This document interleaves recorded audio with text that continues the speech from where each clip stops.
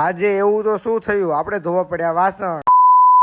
જય દ્વારકાધીશ ને જય માતાજી બધા ભાઈઓને. કેમ છો બધા? મજામાં? જોલો સુઈને જાગી ગયો ભાઈ. જોયો ટાઈમ જોયો તો 11:30 થઈ ગયા હતા. તો કાંઈ નહીં, હવે ઘડીક બેસીએ, પછી લાગી ગયા જેઠાલાલ જોવા, કેમ કે હવારમાં જેઠાલાલ તો જોવું જ પડે. ને રાહુલભાઈ જોતા હતા ફોન, એને બીજું શું કામ છે. પછી પડી ગયું ઢાંકણું નીચે, તો ઢાંકણું લેવા જવું જ પડશે, કેમ કે ઢાંકણું લેવા નહીં જાવ તો બોટલ કેમ બંધ કરીશ. ને પછી ઉપર આવીને જોયું તો વાસણ પડ્યા હતા. વાસણ તો ધોવા જ પડશે, કેમ કે મમ્મી જાય છે કામે ને બેન છે ગામડે, તો હવે વાસણ ધોવા લાગે ને ખાલી ખોટા મમ્મી આવે ને મારવા મળશે.